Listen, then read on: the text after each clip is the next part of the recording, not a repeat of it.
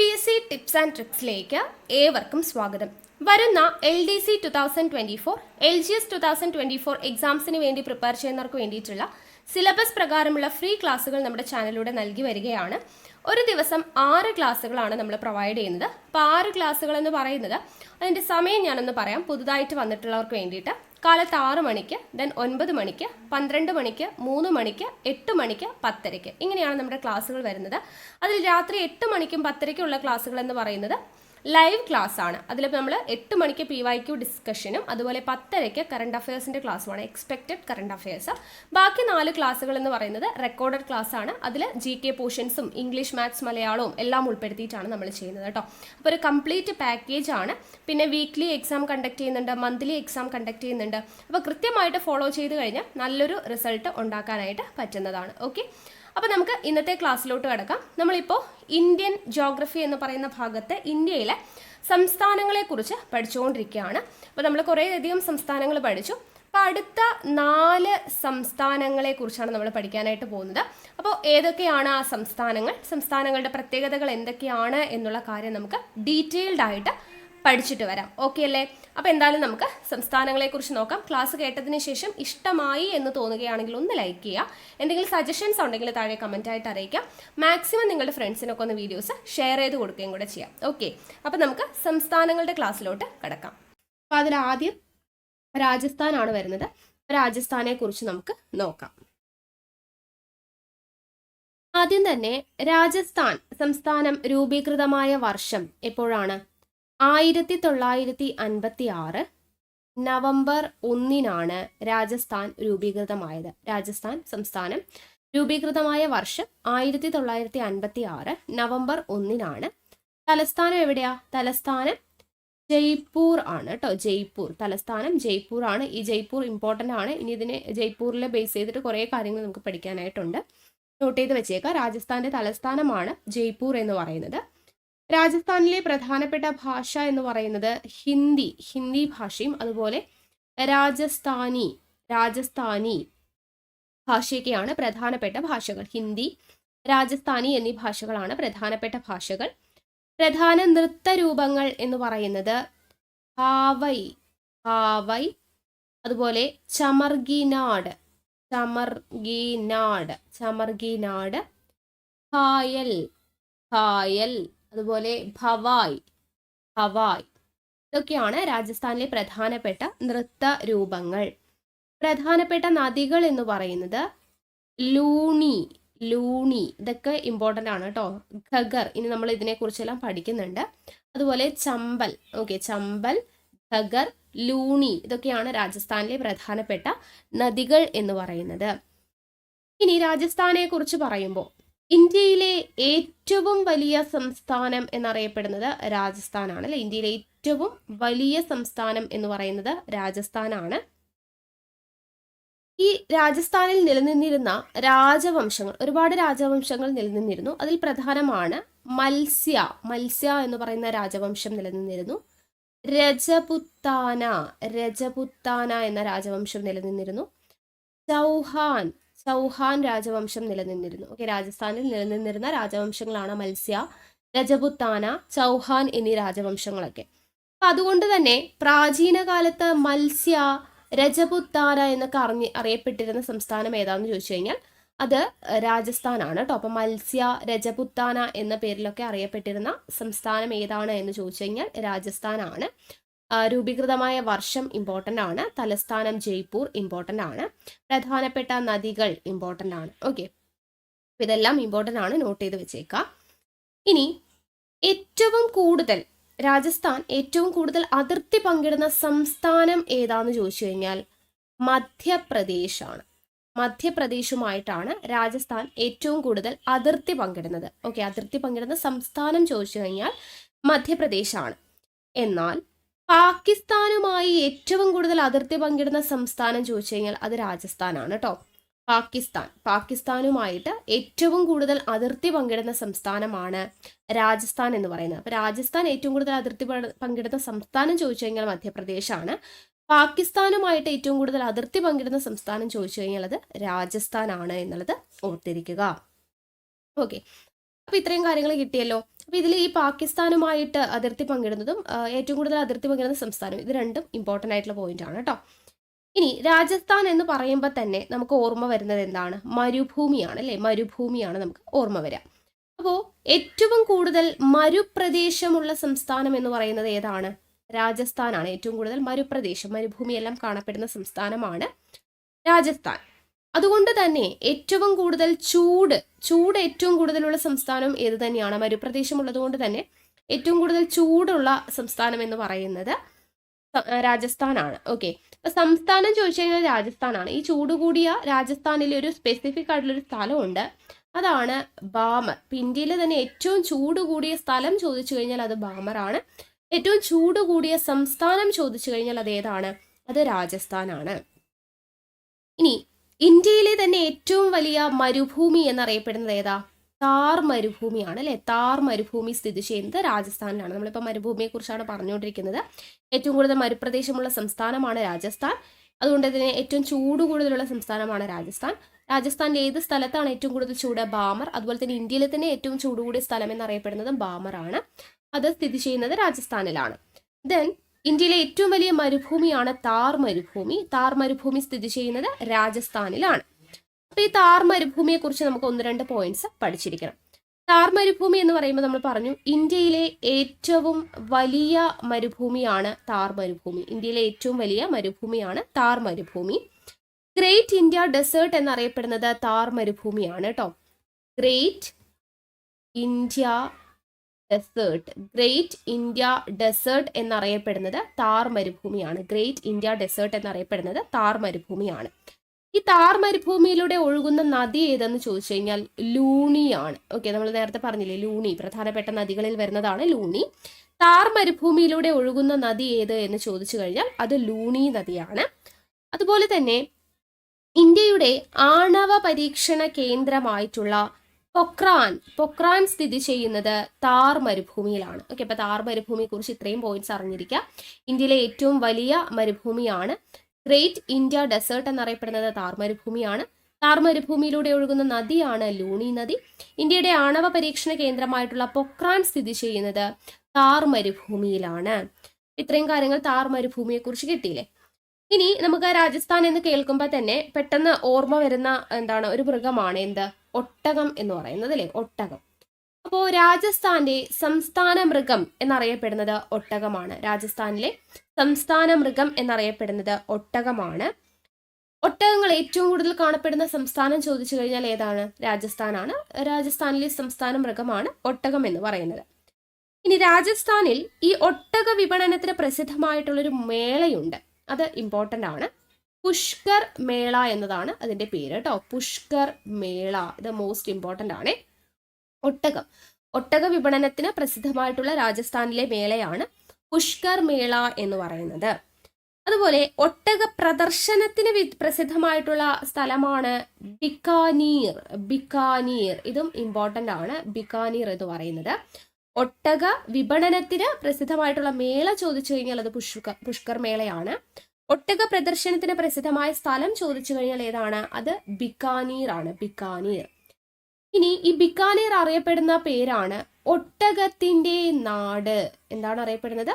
ഒട്ടകത്തിന്റെ നാട് എന്നറിയപ്പെടുന്നത് ബിക്കാനീർ ആണ്. ദേശീയ ഒട്ടക ഗവേഷണ കേന്ദ്രം സ്ഥിതി ചെയ്യുന്നത് എവിടെയാണ്? ബിക്കാനീറിലാണ്. ദേശീയ ഒട്ടക ഗവേഷണ കേന്ദ്രം സ്ഥിതി ചെയ്യുന്നത്. ദേശീയ ഒട്ടക ഗവേഷണ കേന്ദ്രം സ്ഥിതി ചെയ്യുന്നത് എവിടെയാണ്? ബിക്കാനീറിലാണ്. ഒട്ടകത്തിന്റെ നാട് എന്നറിയപ്പെടുന്നത് ബിക്കാനീർ ആണ്.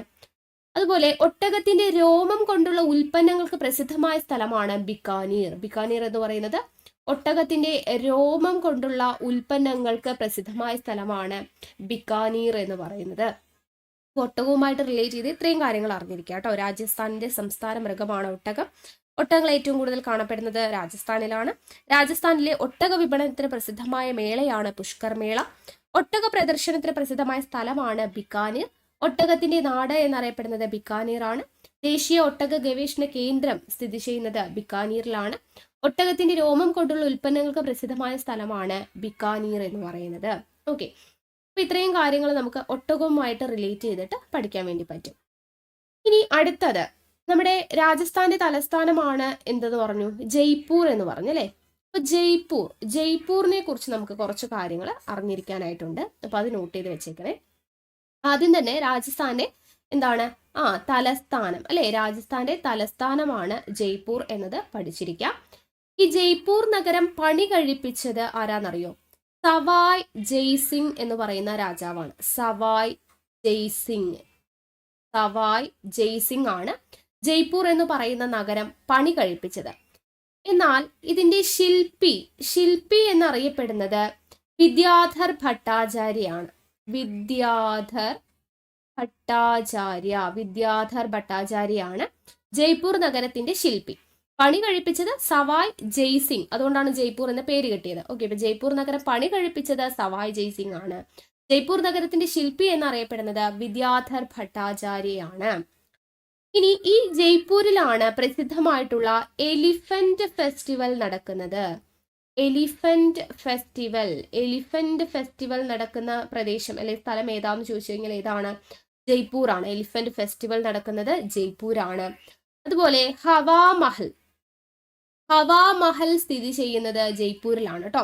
ഹവാമഹൽ എന്ന് പറയുന്നത് കാറ്റിന്റെ കൊട്ടാരം എന്നാണ് അറിയപ്പെടുന്നത്. കാറ്റിന്റെ കൊട്ടാരം എന്നറിയപ്പെടുന്ന ഹവാമഹൽ സ്ഥിതി ചെയ്യുന്നത് ജയ്പൂരിലാണ്. ഈ ഹവാമഹൽ പണി കഴിപ്പിച്ചത് ആരാന്നറിയോ?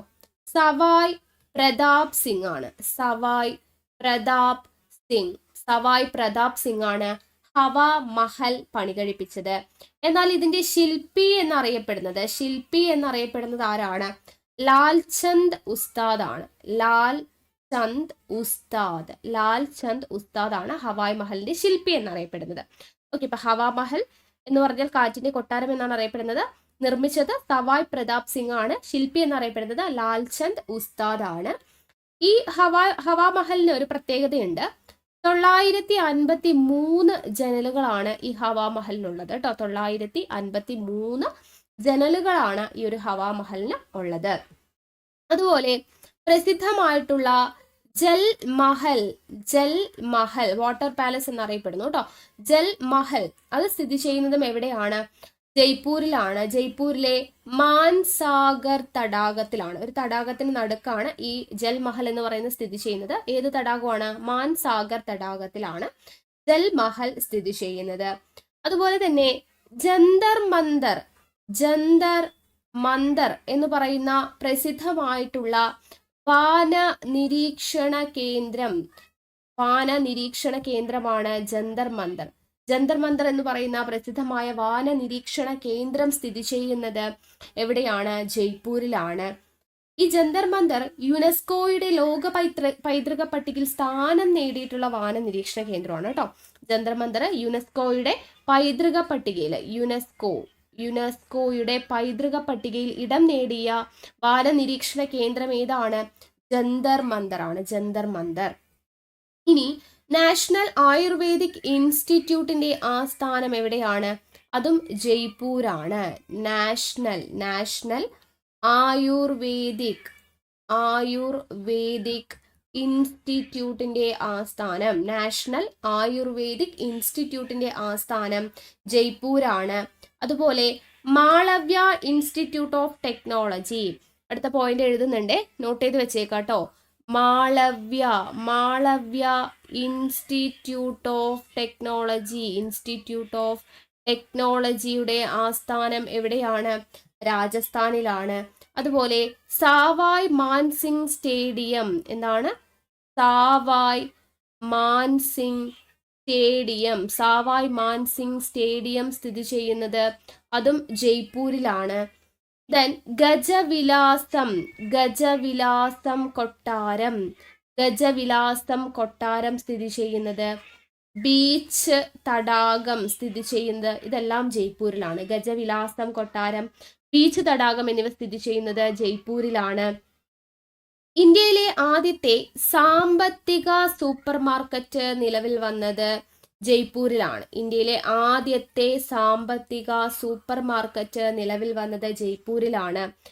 ജയ്പൂർ അറിയപ്പെടുന്ന പേരാണ് പിങ്ക് സിറ്റി എന്നറിയപ്പെടുന്നത് ജയ്പൂരാണ്. ഓക്കെ, അപ്പൊ ഇത്രയും കാര്യങ്ങൾ ജയ്പൂരിനെ കുറിച്ച് അറിഞ്ഞിരിക്കണം. എന്തൊക്കെ പോയിന്റ്സ് ആണ് നമ്മൾ പറഞ്ഞത്? അതായത് രാജസ്ഥാന്റെ തലസ്ഥാനമാണെന്ന് പറഞ്ഞു. ആ തലസ്ഥാന നഗരമായി ജയ്പൂർ പണി കഴിപ്പിച്ചത് സവായ് ജയ്സിംഗ് ആണ്. അതിന്റെ ശില്പി എന്നറിയപ്പെടുന്നത് വിദ്യാധർ ഭട്ടാചാര്യ. പ്രസിദ്ധമായ എലിഫന്റ് ഫെസ്റ്റിവൽ നടക്കുന്നത് ജയ്പൂരിലാണ്. പ്രസിദ്ധമായ ഹവാമഹൽ, കാറ്റിന്റെ കൊട്ടാരം എന്നറിയപ്പെടുന്ന ഹവാമഹൽ സ്ഥിതി ചെയ്യുന്നത് ജയ്പൂരാണ്. ഹവാമഹൽ പണി കഴിപ്പിച്ചത് സവായ് പ്രതാപ് സിംഗ് ആണ്. അതിന്റെ ശില്പി എന്നറിയപ്പെടുന്നത് ലാൽചന്ദ് ഉസ്താദ്. 953 ജനലുകളാണ് ഹവാമഹലിനുള്ളതെന്ന് പറഞ്ഞു. ദെൻ വാട്ടർ പാലസ് എന്നറിയപ്പെടുന്ന ജൽമഹൽ സ്ഥിതി ചെയ്യുന്നത് ജയ്പൂരിലെ എവിടെയാണ്? ജയ്പൂരിലെ ഒരു തടാകത്തിലാണ് സ്ഥിതി ചെയ്യുന്നത്. മാൻസാഗർ തടാകത്തിലാണ് സ്ഥിതി ചെയ്യുന്നത്. അതുപോലെ ജന്തർ മന്ദർ എന്ന് പറയുന്ന പ്രസിദ്ധമായ വാന നിരീക്ഷണ കേന്ദ്രം സ്ഥിതി ചെയ്യുന്നത് ജയ്പൂരിലാണ്. യുനെസ്കോയുടെ പൈതൃക പട്ടികയിൽ ഇടം നേടിയ രാജസ്ഥാനിലെ വാന നിരീക്ഷണ കേന്ദ്രമാണ് ജന്തർ മന്ദർ. നാഷണൽ ആയുർവേദിക് ഇൻസ്റ്റിറ്റ്യൂട്ടിന്റെ ആസ്ഥാനം, മാളവ്യ ഇൻസ്റ്റിറ്റ്യൂട്ട് ഓഫ് ടെക്നോളജിയുടെ ആസ്ഥാനം, സാവായ് മാൻസിംഗ് സ്റ്റേഡിയത്തിന്റെ ആസ്ഥാനം ഇതെല്ലാം ജയ്പൂരിലാണ്. ഗജവിലാസം കൊട്ടാരം, ബീച്ച് തടാകം എന്നിവ കാണപ്പെടുന്നതും അതുപോലെ ഇന്ത്യയിലെ ആദ്യത്തെ സാമ്പത്തിക സൂപ്പർ മാർക്കറ്റ് നിലവിൽ വന്ന സ്ഥലം എന്ന് പറയുന്നത് ജയ്പൂരാണ്. പിങ്ക് സിറ്റി എന്നറിയപ്പെടുന്നത് ജയ്പൂരാണ്. ഓക്കെ, അപ്പോൾ ഇത്രയും കാര്യങ്ങളാണ് നമുക്ക് ജയ്പൂരിനെ കുറിച്ച് പഠിക്കാനായിട്ടുള്ളത്. ഇനി നമുക്ക് ജോധ്പൂർ എന്ന് പറയുന്ന പ്ലേസ് ഇമ്പോർട്ടൻ്റ് ആണ് കേട്ടോ. ജോധ്പൂരിനെ കുറിച്ച് പറയുമ്പോൾ രാജസ്ഥാൻ ഹൈക്കോടതിയുടെ ആസ്ഥാനം ജോധ്പൂർ ആണ് കേട്ടോ. രാജസ്ഥാൻ ഹൈക്കോടതിയുടെ ആസ്ഥാനം ജോധ്പൂർ ആണ്. നീലനഗരം എന്നറിയപ്പെടുന്നത് ജോധ്പൂർ ആണ് കേട്ടോ. ഇപ്പൊ രാജസ്ഥാൻ ഹൈക്കോടതിയുടെ ആസ്ഥാനം ജോധ്പൂർ ആണ്. നീലനഗരം എന്നറിയപ്പെടുന്നത് ജോധ്പൂർ ആണ്. അപ്പൊ ഇത്രയും ജോധ്പൂരിനെ കുറിച്ച് ഈ 2 പോയിന്റ് ഇമ്പോർട്ടന്റ് ആണ്. ഹൈക്കോടതി മറക്കരുത്, നീലനഗരം എന്നുള്ളതും ഓർത്തിരിക്കുക. ഇനി അടുത്തത് ഉദയ്പൂരിനെ കുറിച്ച് നമുക്ക് 1-2 പോയിന്റ്സ് ഓർത്തിരിക്കാനുണ്ട്. ഉദയ്പൂർ എന്ന് പറയുന്നത് പണി കഴിപ്പിച്ചത് ആരാണ്?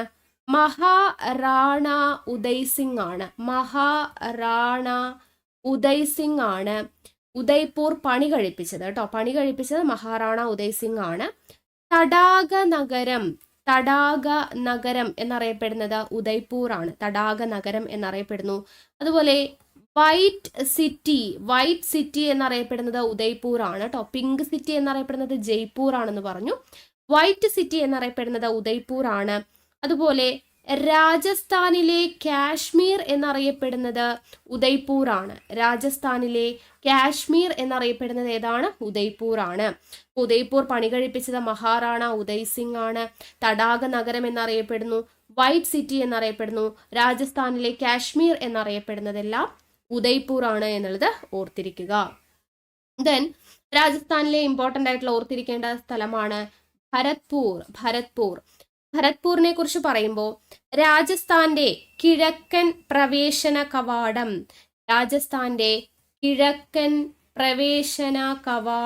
എന്നറിയപ്പെടുന്നത് ഭരത്പൂർ ആണ്. കിഴക്കൻ പ്രവേശന കവാടം എന്നറിയപ്പെടുന്നത് ഭരത്പൂർ ആണ്. ഈ ഭരത്പൂരിൽ പ്രസിദ്ധമായിട്ടുള്ള ഒരു ദേശീയോദ്യാനമുണ്ട്.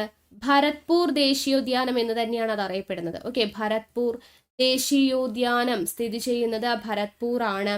ഈ ദേശീയോദ്യാനത്തിന്റെ മറ്റൊരു പേര്, ഭരത്പൂർ ദേശീയോദ്യാനത്തിന്റെ മറ്റൊരു പേരാണ് കിയോലാഡിയോ ദേശീയോദ്യാനം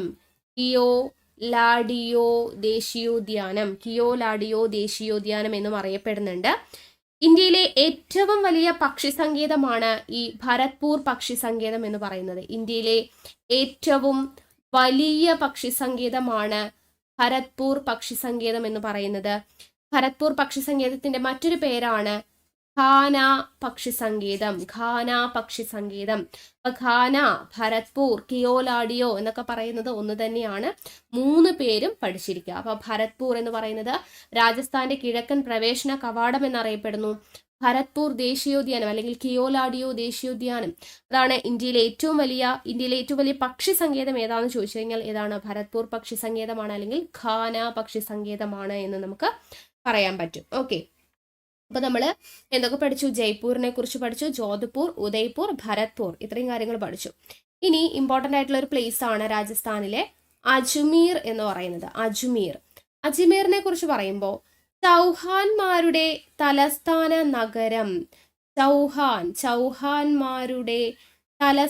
നഗരം എന്നറിയപ്പെടുന്നത് അജ്മീർ ആണ്. ചൗഹാന്മാരുടെ തലസ്ഥാന നഗരം എന്നറിയപ്പെടുന്നത് അജ്മീർ ആണ്.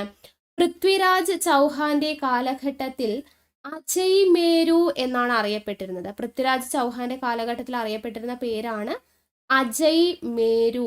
അജയ് മേരു എന്നാണ് അറിയപ്പെട്ടിരുന്നത്.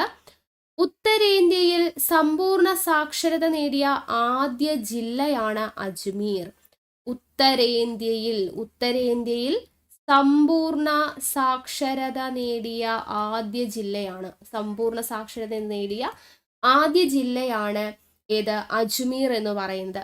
ഇന്ത്യയിൽ ആദ്യമായിട്ട് സമ്പൂർണ്ണ സാക്ഷരത നേടിയിട്ടുള്ള ജില്ല ഏതാണ്? അത് എറണാകുളമാണ്. എറണാകുളം. ഓക്കെ, അത് ഓർത്തിരിക്കുക കേട്ടോ. ഇന്ത്യയിൽ സമ്പൂർണ്ണ സാക്ഷരത നേടിയ ആദ്യത്തെ ജില്ല എന്ന് പറയുന്നത് എറണാകുളമാണ്. ഉത്തരേന്ത്യയിൽ സമ്പൂർണ്ണ സാക്ഷരത നേടിയ ആദ്യ ജില്ല ഏതാണ്? അജ്മീർ ആണ്. അജ്മീർ. ഇത് ഇമ്പോർട്ടൻ്റ് ആണ് കേട്ടോ. ഓക്കെ, അപ്പൊ അജ്മീറിനെ കുറിച്ച് ഇത്രയും കാര്യങ്ങൾ മനസ്സിലാക്കി വെക്കുക. ചൗഹാന്മാരുടെ തലസ്ഥാനം എന്നറിയപ്പെടുന്നു. പൃഥ്വിരാജ് ചൗഹാന്റെ കാലഘട്ടത്തിൽ അജയ് മേരു എന്നറിയപ്പെട്ടിരുന്നതാണ്. ഉത്തരേന്ത്യയിൽ സമ്പൂർണ്ണ സാക്ഷരത നേടിയ ആദ്യത്തെ ജില്ലയാണ് അജ്മീർ എന്നത് ഓർത്തിരിക്കുക. ഇനി ഇമ്പോർട്ടൻ്റ് ആയിട്ടുള്ള ഒരു പോയിന്റ് ആണ്, രാജസ്ഥാനിൽ നിന്നും കണ്ടെത്തിയ സിന്ധു നദീതട കേന്ദ്രമാണ് കാലിബംഗൻ. അത് ഇമ്പോർട്ടൻ്റ് ആണ് കേട്ടോ. എന്താണ്? കാലിബംഗൻ ആണ് രാജസ്ഥാനിൽ നിന്നും കണ്ടെത്തിയ സിന്ധു നദീതട കേന്ദ്രം. രാജസ്ഥാനിൽ നിന്നും കണ്ടെത്തിയ സിന്ധു നദീതട കേന്ദ്രമാണ് കാലിബംഗൻ എന്ന് പറയുന്നത്. ഈ കാലിബംഗൻ എന്ന് പറയുന്ന വേർഡിന്റെ അർത്ഥം എന്താണ്? കറുത്ത വളകൾ എന്നാണ്. കറുത്ത വളകൾ എന്ന അർത്ഥം വരുന്നതാണ് കാലിബംഗൻ എന്ന് പറയുന്ന വേർഡ്. ഈ കാലിബംഗൻ സ്ഥിതി ചെയ്യുന്നത് ഘഗർ നദിയുടെ തീരത്താണ്. അപ്പൊ നമ്മൾ ആദ്യം പറഞ്ഞ ലൂണി നദിയെ കുറിച്ച് പറഞ്ഞു, ഘഗർ നദിയെ കുറിച്ച് പറഞ്ഞു അല്ലെ. താർ മരുഭൂമിയിലൂടെ ഒഴുകുന്ന നദിയാണ് ലൂണി നദി എന്ന് പറഞ്ഞു. ഇവിടെ പറയുന്നു കാലിബംഗൻ സ്ഥിതി ചെയ്യുന്നത് എവിടെയാണ്? ഘഗർ നദിയുടെ തീരത്താണ് എന്ന് നമ്മൾ പറഞ്ഞു. ഓക്കെ, അപ്പൊ രാജസ്ഥാനിൽ നിന്നും കണ്ടെത്തിയ സിന്ധു നദീതട കേന്ദ്രമാണ് കാലിബംഗൻ. കാലിബംഗൻ എന്ന വേർഡിന്റെ അർത്ഥം കറുത്ത വളകൾ എന്നാണ്. ഘഗർ നദീതീരത്താണ് എന്ത് സ്ഥിതി ചെയ്യുന്നത്? കാലിബംഗൻ സ്ഥിതി ചെയ്യുന്നത്. ഇനി രാജസ്ഥാനെ കുറിച്ച് പറയുമ്പോൾ ഇമ്പോർട്ടൻ്റ് ആയിട്ടുള്ള ഒഴിച്ചുകൂടാൻ പറ്റാത്തൊരു വേർഡാണ് ആരവല്ലി. ആരവല്ലി എന്ന് പറയുമ്പോൾ നമുക്കറിയാം ലോകത്തിലെ തന്നെ ഏറ്റവും പഴയ പർവ്വതനിരകളിൽ ഒന്നാണ് ഈ ആരവല്ലി എന്ന് പറയുന്നത്. ആരവല്ലി പർവ്വതനിര സ്ഥിതി ചെയ്യുന്നത് എവിടെയാണ്? ആരവല്ലിയുടെ കൂടുതൽ ഭാഗവും സ്ഥിതി ചെയ്യുന്നത് രാജസ്ഥാനിലാണ് എന്നുള്ളത് ഓർത്തിരിക്കുക. ആരവല്ലി പർവ്വതനിരയിലെ ഉയരം കൂടിയ ഭാഗമാണ് ഗുരു ശിഖർ ആണ്. ആരവല്ലി പർവ്വതനിരയിലെ ഉയരം കൂടിയ ഭാഗം ഗുരു ശിഖർ എന്നാണ് അറിയപ്പെടുന്നത്. ഓക്കെ, ഇനി അടുത്തത് രാജസ്ഥാൻ കനാലിനെ കുറിച്ചാണ് നമുക്ക് പഠിക്കേണ്ടത്. രാജസ്ഥാൻ കനാലിനെ കുറിച്ചാണ് പറയുന്നത്. ഈ രാജസ്ഥാൻ കനാലിന്റെ പണി ആരംഭിച്ചത് 1952 ഇന്ത്യയിലെ ഏറ്റവും നീളം കൂടിയ കനാലാണിത് കേട്ടോ. ഇന്ത്യയിലെ ഏറ്റവും നീളം കൂടിയ കനാലാണിത്. ഈ രാജസ്ഥാൻ കനാൽ എന്നുള്ളത് നിലവിൽ അറിയപ്പെടുന്ന പേരെന്താണ്? ഇന്ദിരാഗാന്ധി കനാൽ എന്നാണ് നിലവിൽ അറിയപ്പെടുന്ന പേര്. അപ്പോ ഇന്ദിരാഗാന്ധി കനാൽ എന്ന പേരിലോട്ട് മാറിയത് എപ്പോഴും മുതലാണ്? 1984 നവംബർ 2 മുതലാണ് ഇന്ദിരാഗാന്ധി കനാൽ എന്നറിയപ്പെടാൻ തുടങ്ങിയത്. അപ്പോൾ രൂപീകരിക്കുന്ന സമയത്ത് രാജസ്ഥാൻ കനാൽ എന്നായിരുന്നു. 1952 പണി തുടങ്ങിയത്. അപ്പോൾ 1952 മുതൽ രാജസ്ഥാൻ കനാൽ എന്നാണ് അറിയപ്പെട്ടിരുന്നത്. 1984 നവംബർ 2 മുതലാണ് ഇന്ദിരാഗാന്ധി കനാൽ എന്ന പേരിലോട്ട് മാറിയത്. ഇനി ഇന്ത്യയിലെ ഏറ്റവും കൂടുതൽ ലവണത്വമുള്ള തടാകം, അടുത്ത പോയിന്റ് ആണ് സംഭാർ തടാകത്തെ കുറിച്ചാണ് പറയുന്നത്. ഇന്ത്യയിലെ ഏറ്റവും കൂടുതൽ ലവണത്വമുള്ള തടാകമാണ് സംഭാർ തടാകം. എന്നാൽ ഇന്ത്യയിലെ ഏറ്റവും വലിയ ലവണ തടാകം ഏതാണെന്ന് ചോദിച്ചു കഴിഞ്ഞാൽ അത് ചിൽക്കയാണ്. ഓക്കെ, അപ്പൊ ഇത് തമ്മിലുള്ള വ്യത്യാസം എന്താണ്? ഇന്ത്യയിലെ ഏറ്റവും കൂടുതൽ ലവണത്വമുള്ള തടാകം, അതായത് ഇപ്പോൾ ഇതാണ് നമുക്ക് സംഭാർ തടാകം എന്ന് വിചാരിക്കാം. ഓക്കെ, ഇത് ചിൽക്ക തടാകമാണ്. അപ്പൊ ഇവിടെയുള്ള ലവണത്വം എന്ന് പറയുന്നത് ഇത് എത്രയും കട്ടിക്ക് അങ്ങോട്ട് നിറച്ചും എന്താണ് ലവണത്വമാണ്.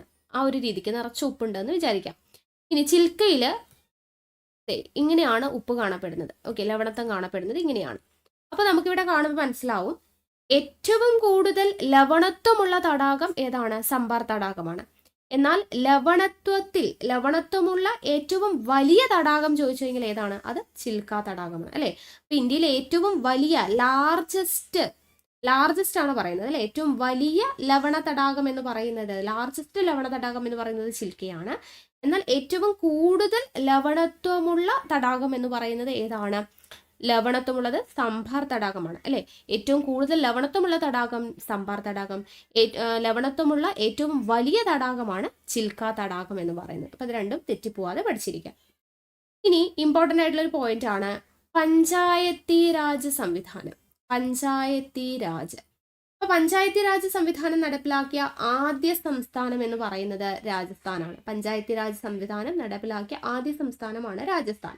എപ്പോഴാണ്? 1959 ഒക്ടോബർ 2 പഞ്ചായത്തി രാജ് സംവിധാനം നടപ്പിലാക്കുന്നത്. 1959 ഒക്ടോബർ 2 പഞ്ചായത്തി രാജ് സംവിധാനം നടപ്പിലാക്കുന്നത്. എവിടെയാണ്? നാഗൂർ ജില്ലയിലാണ്. നാഗൂർ എന്ന് പറയുന്ന ജില്ലയിലാണ് ആദ്യമായിട്ട് പഞ്ചായത്തി രാജ് സംവിധാനം നടപ്പിലാക്കുന്നത്. പഞ്ചായത്തി രാജ് സംവിധാനം നടപ്പിലാക്കിയ ആദ്യ സംസ്ഥാനമാണ് രാജസ്ഥാൻ. അവിടെ നാഗൂർ ജില്ലയിലാണ്. 1959 ഒക്ടോബർ 2 ഓക്കെ. ഇനി അതുപോലെ ഇമ്പോർട്ടൻ്റ് ആയിട്ടുള്ളതാണ്, നമ്മളറിയാം ഈ രാജസ്ഥാൻ മാർബിൾസ് എന്നൊക്കെ കേട്ടിട്ടില്ലേ? അപ്പൊ മാർബിൾസ്, അതുപോലെ ചുണ്ണാമ്പ് കല്ല്, വെള്ളി, ആസ്ബറ്റോസ്, ഇതെല്ലാം ഏറ്റവും കൂടുതൽ ഉൽപ്പാദിപ്പിക്കുന്ന സംസ്ഥാനമാണ് കേട്ടോ. എന്തൊക്കെയാണ്? നാഗം, മരതകം, ചുണ്ണാമ്പ് കല്ല്, വെള്ളി, ആസ്ബറ്റോസ് ഇതെല്ലാം ഏറ്റവും കൂടുതൽ ഉൽപ്പാദിപ്പിക്കുന്ന സംസ്ഥാനമാണ് രാജസ്ഥാൻ. നാഗം, മരതകം, ചുണ്ണാമ്പ് കല്ല്, വെള്ളി, ആസ്ബറ്റോസ് ഇതെല്ലാം ഏറ്റവും കൂടുതൽ ഉൽപ്പാദിപ്പിക്കുന്ന സംസ്ഥാനമാണ് ഏത്? രാജസ്ഥാൻ എന്ന് പറയുന്നത്. ഓക്കെ. അതുപോലെ ഇമ്പോർട്ടൻ്റ് ആയിട്ടുള്ള ഒരു പോയിന്റ് ആണ് റാവത്ത് ഭട്ട എന്ന് പറയുന്ന ആണവ നിലയം സ്ഥിതി ചെയ്യുന്നത് എവിടെയാണ്? രാജസ്ഥാനിലാണ്. റാവത്ത് ഭട്ട എന്ന് പറയുന്ന ആണവ നിലയം സ്ഥിതി ചെയ്യുന്നത് രാജസ്ഥാനിലാണ്. ഈ റാവത്ത് ഭട്ട സ്ഥിതി ചെയ്യുന്ന നദീതീരം ചോദിച്ചു കഴിഞ്ഞാൽ ചമ്പൽ നദീതീരമാണ്. ചമ്പൽ നദീതീരം, അല്ലെ? അപ്പൊ നമ്മൾ പറഞ്ഞു 3 നദിയും നമ്മൾ പറഞ്ഞു കഴിഞ്ഞു. ഏതൊക്കെയാ? താർ മരുഭൂമിയിലൂടെ ഒഴുകുന്ന നദി ലൂണി നദി എന്ന് പറഞ്ഞല്ലേ. പിന്നെ നമ്മൾ പഠിച്ചു ഖഗറിനെ കുറിച്ച് പഠിച്ചു, അതുപോലെ ചമ്പൽ നദിയെ കുറിച്ച് പഠിച്ചു, അല്ലെ? ഇപ്പൊ റാവത്ത് ഭട്ട എന്ന് പറയുന്ന ആണവ നിലയം സ്ഥിതി ചെയ്യുന്നത് എവിടെയാണ്? ചമ്പൽ നദിയിലാണ്. ഖഗർ എവിടെയാണ് പഠിച്ചത്? കാലിബംഗൻ, അല്ലെ? കാലിബംഗൻ സ്ഥിതി ചെയ്യുന്നത്, രാജസ്ഥാനിൽ നിന്നും കണ്ടെത്തിയ സിന്ധു നദിയുടെ കേന്ദ്രമായ കാലിബംഗൻ സ്ഥിതി ചെയ്യുന്നത് ഖഗർ നദിയുടെ തീരത്താണ്. റാവത്ത് ഭട്ട എന്ന് പറയുന്ന ആണവ നിലയം സ്ഥിതി ചെയ്യുന്നത് ചമ്പൽ നദിയുടെ തീരത്താണ്. ഇനി രാജസ്ഥാനിലെ ടൂറിസ്റ്റ് കേന്ദ്രങ്ങളിലൂടെ സർവീസ് നടത്തുന്ന ആഡംബര ട്രെയിനാണ് palace on wheels. Palace on wheels എന്ന് പറയുന്നത് എന്താണ്? രാജസ്ഥാനിലെ ടൂറിസ്റ്റ് കേന്ദ്രങ്ങളിലൂടെ സർവീസ് നടത്തുന്ന ആഡംബര ട്രെയിനാണ് പാലസ് ഓൺ വീൽസ് എന്ന് പറയുന്നത്. ഇന്ത്യയിലെ ഏറ്റവും വലിയ കോട്ട ഏതാണ്? രാജസ്ഥാനിലെ ചിത്തോർഗഡ് കോട്ടയാണ് ഇന്ത്യയിലെ ഏറ്റവും വലിയ കോട്ട കേട്ടോ. ഇന്ത്യയിലെ ഏറ്റവും വലിയ കോട്ട എന്നറിയപ്പെടുന്നത് ചിത്തോർഗഡ് കോട്ടയാണ്. ഈ ചിത്തോർഗഡ് കോട്ട യുനെസ്കോയുടെ ലോക പൈതൃക പട്ടികയിൽ സ്ഥാനം നേടിയിട്ടുണ്ട്. ഏത് വർഷമാണ്? 2013 യുനെസ്കോയുടെ ലോക പൈതൃക പട്ടികയിൽ ചിത്തോർഗഡ് കോട്ട സ്ഥാനം നേടിയിരിക്കുന്നത്. ഓക്കെ. അപ്പൊ ഇന്ത്യയിലെ ഏറ്റവും വലിയ കോട്ടയാണ് ചിത്തോർഗഡ്. യുനെസ്കോയുടെ ലോക പൈതൃക പട്ടികയിൽ സ്ഥാനം നേടിയ വർഷം 2013. ഇനി സാവർ എന്ന് പറയുന്ന സിംഗ് ഖനി സ്ഥിതി ചെയ്യുന്നത് ഖേത്രി എന്ന് പറയുന്ന ചെമ്പ് ഖനി സ്ഥിതി ചെയ്യുന്നത് ഇതെല്ലാം എവിടെയാണ്? രാജസ്ഥാനിലാണ്. സാവർ എന്ന് പറയുന്ന സിംഗ് ഖനി, ഖേത്രി, ചെമ്പ് ഖനി എന്നിവ സ്ഥിതി ചെയ്യുന്നത് എവിടെയാണ്? രാജസ്ഥാനിലാണ് എന്നുള്ളത് ഓർത്തിരിക്കുക. ഓക്കെ. അപ്പൊ ഇത്രയും കാര്യങ്ങളാണ് നമുക്ക് രാജസ്ഥാനെ കുറിച്ച് പഠിക്കാനായിട്ടുള്ളത്. ക്ലിയർ ആയെന്ന് വിശ്വസിക്കുന്നു. ഇമ്പോർട്ടൻ്റ് ആയിട്ടുള്ള എല്ലാ പോയിന്റ്സും നമ്മൾ ഉൾപ്പെടുത്തിയിട്ടാണ് പറഞ്ഞിട്ടുള്ളത്. അപ്പോൾ ഇതെല്ലാം നോട്ട് ചെയ്ത് വെച്ചേക്കാം കേട്ടോ. ഒരു പോയിന്റ് പോലും വിട്ട് കളയരുത്. ഇമ്പോർട്ടൻ്റ് ആയിട്ടുള്ള പോയിന്റ്സ് മാത്രമേ നമ്മൾ പറഞ്ഞിട്ടുള്ളൂ. ഓക്കെ. ഇനി അടുത്ത സ്റ്റേറ്റിലോട്ട് നമ്മൾ പോവാണ്. ഉത്തരാഖണ്ഡിനെ കുറിച്ചാണ് പറയുന്നത്. ഉത്തരാഖണ്ഡ് രൂപീകൃതമായ വർഷം എപ്പോഴാ? 2000 നവംബർ 9 ഉത്തരാഖണ്ഡ് സംസ്ഥാനം രൂപീകൃതമാവുന്നത്. 2000 നവംബർ 9. തലസ്ഥാനം എവിടെയാണ്? ഡെറാഡൂൺ ആണ്. ഉത്തരാഖണ്ഡിന്റെ തലസ്ഥാനം എന്ന് പറയുന്നത്. പ്രധാനപ്പെട്ട ഭാഷകൾ ഏതൊക്കെയാണ്? പ്രധാനപ്പെട്ട ഭാഷകൾ ഗഡ്വാളി, ഹിന്ദി, കുമയോണി, ഇതൊക്കെയാണ് പ്രധാനപ്പെട്ട ഭാഷകൾ. ഗഡ്വാളി, ഹിന്ദി, കുമയോണി എന്ന് പറയുന്ന ഭാഷകൾ. ഇനി പ്രധാനപ്പെട്ട നൃത്തരൂപം എന്ന് പറയുന്നത് കുമയോൺ ആണ് പ്രധാനപ്പെട്ട നൃത്തരൂപം. പ്രധാനപ്പെട്ട നദികൾ ഓർത്തിരിക്കുക: ഭാഗീരഥി, അളകനന്ദ, ഗംഗ, യമുന, ഇതൊക്കെയാണ് പ്രധാനപ്പെട്ട നദികൾ എന്ന് പറയുന്നത്. ഓക്കെ. ദേവഭൂമി എന്നറിയപ്പെട്ടിരുന്ന സംസ്ഥാനമാണ് ഉത്തരാഖണ്ഡ് കേട്ടോ. ദേവഭൂമി എന്നറിയപ്പെട്ടിരുന്ന സംസ്ഥാനമാണ് ഉത്തരാഖണ്ഡ് എന്ന് പറയുന്നത്.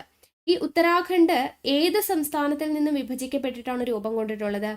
ഉത്തർപ്രദേശിൽ നിന്നും വിഭജിക്കപ്പെട്ട് രൂപം കൊണ്ടതാണ് ഉത്തരാഖണ്ഡ് എന്ന് പറയുന്നത് കേട്ടോ. ഈ ഉത്തരാഖണ്ഡിന്റെ ആദ്യത്തെ പേരെന്തായിരുന്നു? ഉത്തരാഞ്ചൽ എന്നായിരുന്നു. ഉത്തരാഞ്ചൽ എന്നായിരുന്നു ആദ്യത്തെ പേര്. ഈ ഉത്തരാഞ്ചൽ എന്ന് പറയുന്നതിനെ ഉത്തരാഖണ്ഡിലോട്ട് മാറ്റിയത് 2007 2007 മുതൽ എന്ത് പേരിൽ അറിയപ്പെട്ടു തുടങ്ങി? ഉത്തരാഖണ്ഡ് എന്ന് പറയുന്ന പേരിൽ അറിയപ്പെട്ടു തുടങ്ങി. ഇനി മണി ഓർഡർ സമ്പദ് വ്യവസ്ഥ എന്നറിയപ്പെടുന്ന ഒരു സമ്പദ് വ്യവസ്ഥയുണ്ട്. അതുള്ള സംസ്ഥാനമാണ് ഉത്തരാഖണ്ഡ് കേട്ടോ. ഇതാണ് മണി ഓർഡർ സമ്പദ് വ്യവസ്ഥ നിലവിലുള്ള സംസ്ഥാനം ഏത് എന്ന് ചോദിച്ചു കഴിഞ്ഞാൽ അത് ഉത്തരാഖണ്ഡാണ്. മണി ഓർഡർ സമ്പദ് വ്യവസ്ഥ എന്നറിയപ്പെടുന്ന സമ്പദ് വ്യവസ്ഥയുള്ള സംസ്ഥാനമാണ് ഉത്തരാഖണ്ഡ് എന്ന് പറയുന്നത്. ഇന്ത്യയിലെ ആദ്യ വനിതാ വ്യവസായ പാർക്ക് ആരംഭിക്കുന്ന സംസ്ഥാനം ഉത്തരാഖണ്ഡാണ്. അതുപോലെ തന്നെ പൂക്കളുടെ താഴ്വര സ്ഥിതി ചെയ്യുന്ന സംസ്ഥാനമാണ് ഉത്തരാഖണ്ഡ് കേട്ടോ. പൂക്കളുടെ താഴ്വര സ്ഥിതി ചെയ്യുന്ന സംസ്ഥാനം ഏതാണ് എന്ന് ചോദിച്ചു കഴിഞ്ഞാൽ അത് ഉത്തരാഖണ്ഡാണ്. ഇന്ത്യയിലെ ആദ്യത്തെ ഭൂകമ്പ മുന്നറിയിപ്പ്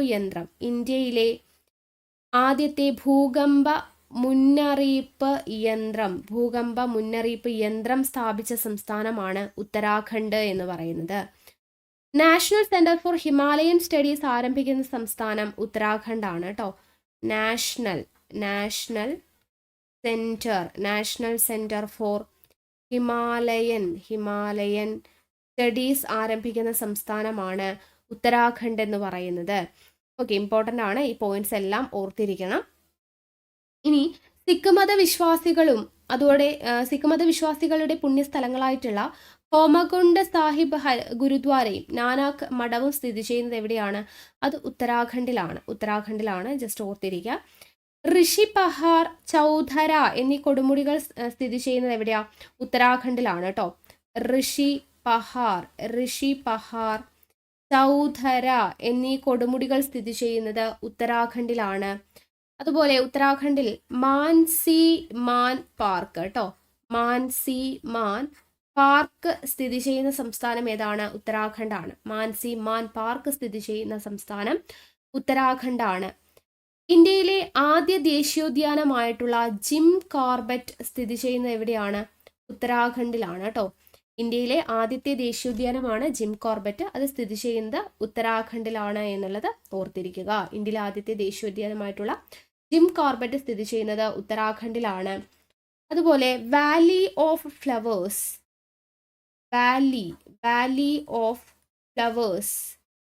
നാഷണൽ പാർക്ക് കേട്ടോ. Valley of flowers national park. അതുപോലെ Nanda Devi national park, Rajaji national park, Gangotri national park. അതുപോലെ തന്നെ ഇതെല്ലാം സ്ഥിതി ചെയ്യുന്ന എവിടെയാണ്? ഉത്തരാഖണ്ഡിലാണ്. Valley of flowers national park, Nanda Devi national park, Rajaji national park, Gangotri national park, ഇതെല്ലാം സ്ഥിതി ചെയ്യുന്നത് ഉത്തരാഖണ്ഡിലാണെന്നുള്ളത് ഓർത്തിരിക്കുക. അതുപോലെ ചൈനയുമായിട്ടും നേപ്പാളുമായിട്ടും അതിർത്തി പങ്കിടുന്ന സംസ്ഥാനമാണ് ഉത്തരാഖണ്ഡ് കേട്ടോ. ചൈനയുമായും നേപ്പാളുമായും അതിർത്തി പങ്കിടുന്ന സംസ്ഥാനമാണ് ഉത്തരാഖണ്ഡ് എന്ന് പറയുന്നത്. ചിപ്കോ പ്രസ്ഥാനം ആരംഭിച്ച സംസ്ഥാനമാണ് ഉത്തരാഖണ്ഡ്. ചിപ്കോ പ്രസ്ഥാനം ആരംഭിച്ച സംസ്ഥാനമാണ് ഉത്തരാഖണ്ഡ്. ചിപ്കോ പ്രസ്ഥാനത്തിന് ഉപജ്ഞാതാവ് ആരാണ്? സുന്ദർലാൽ ബഹുഗുണയാണ്. അതും ഇപ്പൊ തന്നെ പഠിക്കാം. സുന്ദർലാൽ ബഹുഗുണ, അത് ഇമ്പോർട്ടൻ്റ് ആണ്. സുന്ദർലാൽ ബഹുഗുണ.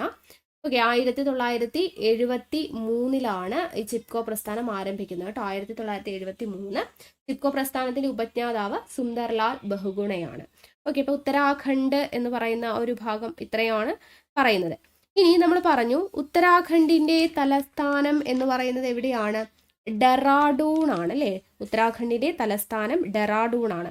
ഡെറാഡൂണിനെ കുറിച്ച് നമുക്ക് കുറച്ച് പോയിന്റ്സ് പഠിക്കണം. ഡെറാഡൂൺ ആണ് ഉത്തരാഖണ്ഡിന്റെ തലസ്ഥാനം. അത് തന്നെ ആദ്യത്തെ പോയിന്റ് ആണ്. ഡെറാഡൂൺ ആണ് ഉത്തരാഖണ്ഡിന്റെ തലസ്ഥാനം എന്ന് പറയുന്നത്.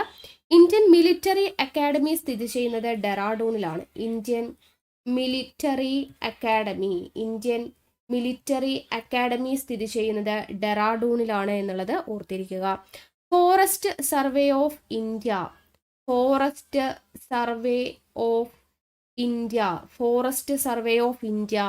Central forest research institute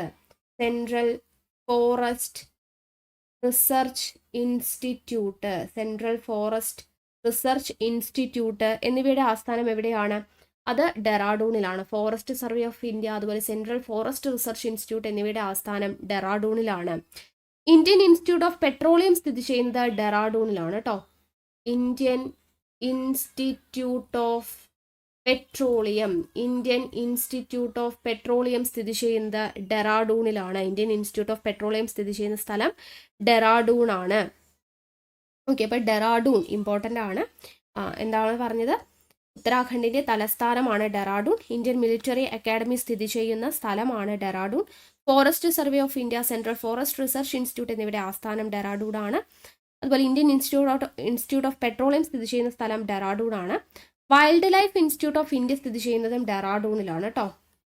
wild life institute of India സ്ഥിതി ചെയ്യുന്നതും എവിടെയാണ്? ഡെറാഡൂണിലാണ് എന്നുള്ളത് ഓർത്തിരിക്കുക. ഓക്കെ, അപ്പൊ ഇത്രയും കാര്യങ്ങൾ നമുക്ക് ഡെറാഡൂണിനെ കുറിച്ച് പഠിക്കേണ്ടതുണ്ട്. ഇനി ഉത്തരാഖണ്ഡ് ഹൈക്കോടതി സ്ഥിതി ചെയ്യുന്നത് എവിടെയാണ്? ഉത്തരാഖണ്ഡ് ഹൈക്കോടതി സ്ഥിതി ചെയ്യുന്നത് നൈനിറ്റാൾ ആണ്. ഉത്തരാഖണ്ഡിന്റെ തലസ്ഥാനം ചോദിച്ചു കഴിഞ്ഞാൽ അത് ഡെറാഡൂൺ ആണ്. ഹൈക്കോടതി ചോദിച്ചു കഴിഞ്ഞാൽ ഏതാണ്? നൈനിറ്റാൾ ആണ്. ഉത്തരാഖണ്ഡിന്റെ ഹൈക്കോടതി നൈനിറ്റാൾ. ഇനി ഉത്തരാഖണ്ഡിലെ പ്രധാനപ്പെട്ട സുഖവാസ കേന്ദ്രങ്ങൾ ചോദിച്ചു കഴിഞ്ഞാൽ ഒന്ന് ഡെറാഡൂൺ ആണ്, തലസ്ഥാനമായ ഡെറാഡൂൺ. പിന്നെ ഹൈക്കോടതി സ്ഥിതി ചെയ്യുന്ന നൈനിറ്റാൾ, പിന്നെ അൽമോറ. ഇത് മൂന്നുമാണ് ഉത്തരാഖണ്ഡിലെ പ്രധാനപ്പെട്ട സുഖവാസ കേന്ദ്രങ്ങൾ. ഡെറാഡൂൺ, നൈനിറ്റാൾ, അൽമോറ എന്നിവയാണ് പ്രധാനപ്പെട്ട സുഖവാസ കേന്ദ്രങ്ങൾ. അതിൽ ഈ നൈനിറ്റാൾ എന്ന് പറയുന്നത് ഉത്തരാഖണ്ഡിന്റെ ഹൈക്കോടതി സ്ഥിതി ചെയ്യുന്ന നൈനിറ്റാൾ അറിയപ്പെടുന്നതാണ് ഇന്ത്യയുടെ തടാക ജില്ല എന്നറിയപ്പെടുന്നത് നൈനിറ്റാൾ ആണ്. ഇന്ത്യയുടെ തടാക ജില്ല എന്നറിയപ്പെടുന്നത് എന്താണ്? നൈനിറ്റാൾ ആണ് എന്നുള്ളത് ഓർത്തിരിക്കുക കേട്ടോ. നമ്മൾ നേരത്തെ ഒരു തടാക നഗരം പഠിച്ചു, അത് ഉദയ്പൂർ ആണെന്ന് പഠിച്ചല്ലേ. നമ്മൾ രാജസ്ഥാൻ പഠിച്ചപ്പോൾ ഇന്ത്യയുടെ തടാക നഗരം എന്നറിയപ്പെടുന്നത് ഉദയ്പൂർ ആണ്. ഇവിടെ തടാക ജില്ല എന്നറിയപ്പെടുന്നത് ഏതാണ്? നൈനിറ്റാൾ ആണ് എന്നാണ് പറയുന്നത്. ഇനി മസൂറി എന്ന് പറയുന്നത് ഇമ്പോർട്ടൻ്റ് ആണ്. മസൂറിയെ കുറിച്ച് പറയുമ്പോൾ 1-2 പോയിന്റ്സ് ഓർത്തിരിക്കുക. സുഖവാസ കേന്ദ്രങ്ങളുടെ റാണി എന്നറിയപ്പെടുന്നത് മസൂറിയാണ്. ഇത് പ്രീവിയസ് ഇയറിൽ ചോദിച്ചിട്ടുണ്ട്. സുഖവാസ കേന്ദ്രങ്ങളുടെ റാണി എന്നറിയപ്പെടുന്നത് മസൂറിയാണ്. സിവിൽ സർവീസ് ഉദ്യോഗസ്ഥരുടെ പരിശീലന കേന്ദ്രമായ ലാൽ ബഹദൂർ ശാസ്ത്രി അക്കാഡമി ഓഫ് അഡ്മിനിസ്ട്രേഷന്റെ ആസ്ഥാനം മസൂറിയാണ് കേട്ടോ. Lal Bahadur Shastri academy of administration. Lal Bahadur Shastri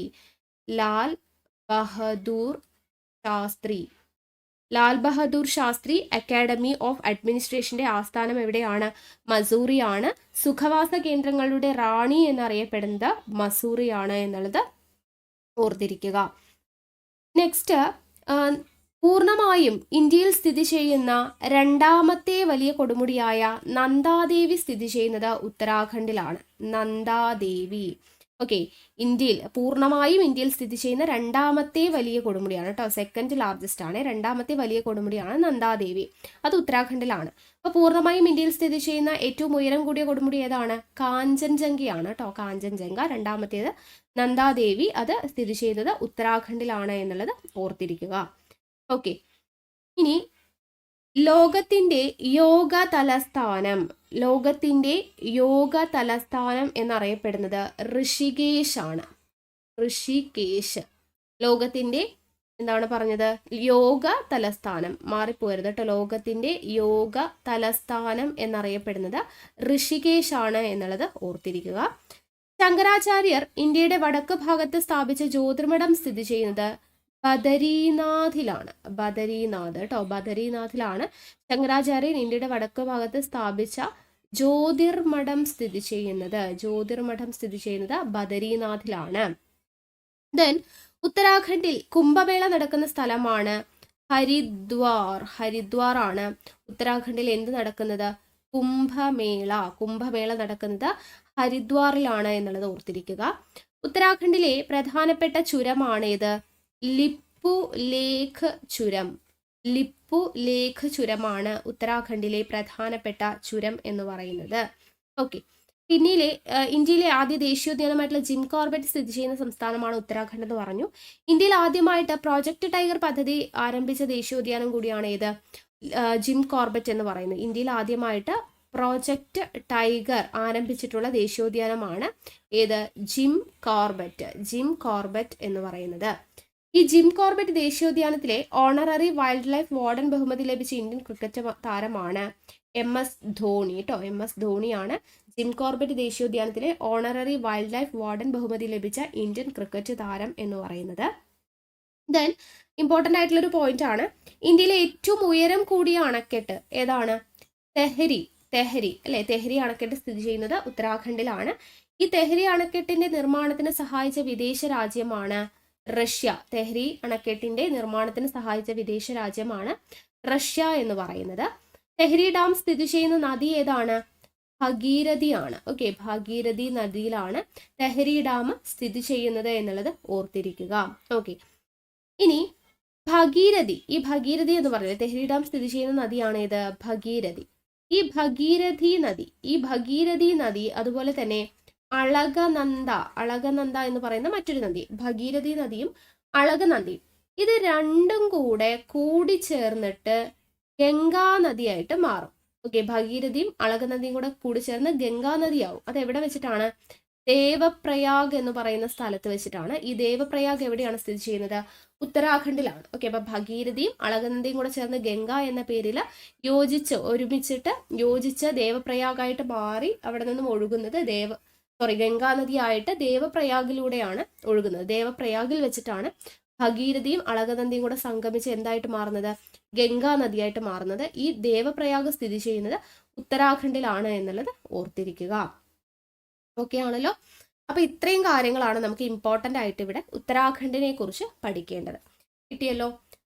അടുത്ത സംസ്ഥാനം ജാർഖണ്ഡ് ആണ്. ജാർഖണ്ഡ് സംസ്ഥാനം രൂപീകൃതമായ വർഷം 2000 നവംബർ 15-നാണ്. 2000 നവംബർ 15-നാണ് ജാർഖണ്ഡ് സംസ്ഥാനം രൂപീകൃതമാവുന്നത്. ജാർഖണ്ഡിന്റെ തലസ്ഥാനം എവിടെയാണ്? റാഞ്ചിയാണ്. ജാർഖണ്ഡിന്റെ തലസ്ഥാനം റാഞ്ചിയാണ്. പ്രധാനപ്പെട്ട ഭാഷകളാണ് ഹിന്ദി അതുപോലെ സന്താളി എന്ന് പറയുന്ന ഭാഷ. പ്രധാനപ്പെട്ട ആഘോഷമാണ് സൊഹറൈ എന്ന് പറയുന്ന ആഘോഷമാണ് പ്രധാനപ്പെട്ട ആഘോഷം. പ്രധാനപ്പെട്ട നദികൾ എന്ന് പറയുന്നത് ദാമോദർ അതുപോലെ ഗംഗ ആൻഡ് ദാമോദർ ആണ് പ്രധാനപ്പെട്ട നദികൾ. ഈ ഒരു സംസ്ഥാനം ജാർഖണ്ഡ് സംസ്ഥാനം രൂപം കൊണ്ടിരിക്കുന്നത് ബീഹാർ സംസ്ഥാനത്തിൽ നിന്നാണ്. ബീഹാറിൽ നിന്നാണ് ജാർഖണ്ഡ് സംസ്ഥാനം രൂപം കൊണ്ടിരിക്കുന്നത്. ഈ ജാർഖണ്ഡ് സംസ്ഥാനം രൂപീകരിക്കണം എന്ന ആശയം മുന്നോട്ട് വച്ച രാഷ്ട്രീയ പാർട്ടിയാണ് ജാർഖണ്ഡ് പാർട്ടിയാണ്. ജാർഖണ്ഡ് എന്ന് പറയുന്ന ഒരു സംസ്ഥാനം രൂപീകരിക്കണം എന്ന ആശയം മുന്നോട്ട് വെച്ച രാഷ്ട്രീയ പാർട്ടി. ഈ ജാർഖണ്ഡ് പാർട്ടിയുടെ സ്ഥാപകൻ എന്ന് പറയുന്നത് ജയ്പാൽ സിംഗ് ആണ് കേട്ടോ. ജയ്പാൽ സിംഗ് ആണ് ജാർഖണ്ഡ് പാർട്ടിയുടെ സ്ഥാപകൻ എന്നറിയപ്പെടുന്നത്. മരാങ് ഗോങ്കെ എന്ന പേരിൽ അറിയപ്പെടുന്നത് ജയ്പാൽ സിംഗ് ആണ്. ജയ്പാൽ സിംഗ് അറിയപ്പെടുന്ന പേരെന്താണ്? മരാങ് ഗോങ്കെ എന്ന പേരിൽ അറിയപ്പെടുന്നത് ജയ്പാൽ സിംഗ് ആണ് എന്നുള്ളത് ഓർത്തിരിക്കുക. ഇനി ജാർഖണ്ഡിൽ എന്താണ് ഉള്ള ആദിവാസി, അതായത് ആദിവാസി സംസ്ഥാനം, വനാഞ്ചൽ, ധാതു സംസ്ഥാനം എന്നിങ്ങനെയൊക്കെ അറിയപ്പെടുന്നത് ജാർഖണ്ഡ് ആണ് കേട്ടോ. ജാർഖണ്ഡിന്റെ വിശേഷണങ്ങൾ എന്തൊക്കെയാണ്? വനാഞ്ചൽ എന്നറിയപ്പെടുന്നത് ജാർഖണ്ഡ് ആണ്. ആദിവാസി സംസ്ഥാനം എന്നറിയപ്പെടുന്നു. ധാതു സംസ്ഥാനം എന്നറിയപ്പെടുന്നു. വനാഞ്ചൽ, ആദിവാസി സംസ്ഥാനം, ധാതു സംസ്ഥാനം എന്ന പേരിലൊക്കെ അറിയപ്പെടുന്നത് ജാർഖണ്ഡ് ആണ് എന്നുള്ള കാര്യം ഓർത്തിരിക്കുക. ഇന്ത്യയിലെ ആദ്യത്തെ നിക്കൽ നിർമ്മാണശാല സ്ഥിതി ചെയ്യുന്നത് ജാർഖണ്ഡിലാണ്. ഇന്ത്യയിലെ ആദ്യത്തെ നിക്കൽ നിർമ്മാണശാല സ്ഥിതി ചെയ്യുന്നത് ജാർഖണ്ഡിലാണ്. ഹൈക്കോടതി ആവശ്യങ്ങൾക്കായിട്ട് പിങ്ക് എൻവലപ്പ് പ്രകാശനം ചെയ്ത സംസ്ഥാനമാണ് ജാർഖണ്ഡ്. ഹൈക്കോടതി ആവശ്യങ്ങൾക്ക് വേണ്ടിയിട്ട് പിങ്ക് എൻവലപ്പ് പ്രകാശനം ചെയ്തിട്ടുള്ള സംസ്ഥാനമാണ് ജാർഖണ്ഡ്. അതുപോലെ തന്നെ യുറേനിയം ഉൽപാദനത്തിൽ ഒന്നാം സ്ഥാനത്തുള്ള സംസ്ഥാനം, യുറേനിയം ഉൽപാദനത്തിൽ ഒന്നാം സ്ഥാനത്തുള്ള സംസ്ഥാനമാണ് ജാർഖണ്ഡ് എന്ന് പറയുന്നത്. യുറേനിയം ഉൽപാദനത്തിൽ ഒന്നാം സ്ഥാനമുള്ള സംസ്ഥാനമാണ് ജാർഖണ്ഡ്. ഈ ജാർഖണ്ഡിൽ നിർമ്മിച്ചിട്ടുള്ള ഉരുക്കുശാല, ഇരുമ്പുരുക്ക് നിർമ്മാണശാലയാണ് ഏത്? നമുക്കറിയാം ബൊക്കാറോ. ബൊക്കാറോ എന്ന് പറയുന്ന ഇരുമ്പുരുക്ക് നിർമ്മാണശാല എവിടെയാണ് സ്ഥിതി ചെയ്യുന്നത്? ജാർഖണ്ഡിലാണ് സ്ഥിതി ചെയ്യുന്നത്. ഏത് രാജ്യത്തിന്റെ സഹായത്തോടു കൂടിയിട്ടാണ്? റഷ്യയുടെ സഹായത്തോടു കൂടിയിട്ടാണ് അല്ലെ. നമ്മൾ ബൊജറ എന്ന് പറഞ്ഞ് കോഡ് ഉപയോഗിച്ച് പഠിച്ചില്ലേ. ബൊക്കാറോ ഉരുക്ക് നിർമ്മാണശാല എന്ന് പറയുന്നത് സ്ഥിതി ചെയ്യുന്നത് ജാർഖണ്ഡിലാണ്, റഷ്യയുടെ സഹായത്തോടു കൂടിയിട്ടാണ് എന്നുള്ളത് ഓർത്തിരിക്കുക.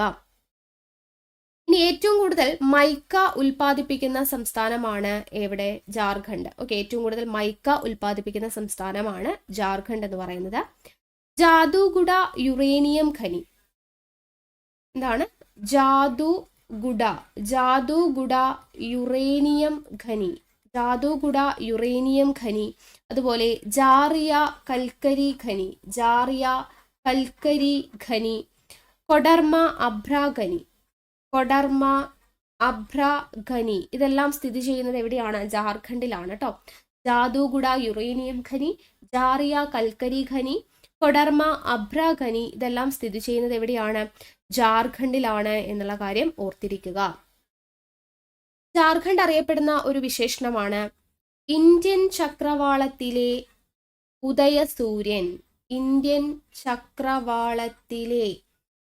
ചക്രവാളത്തിലെ ഉദയസൂര്യൻ എന്നറിയപ്പെടുന്നത് ജാർഖണ്ഡാണ്. ഇന്ത്യൻ ചക്രവാളത്തിലെ ഉദയസൂര്യൻ എന്നറിയപ്പെടുന്നത് ജാർഖണ്ഡാണ്.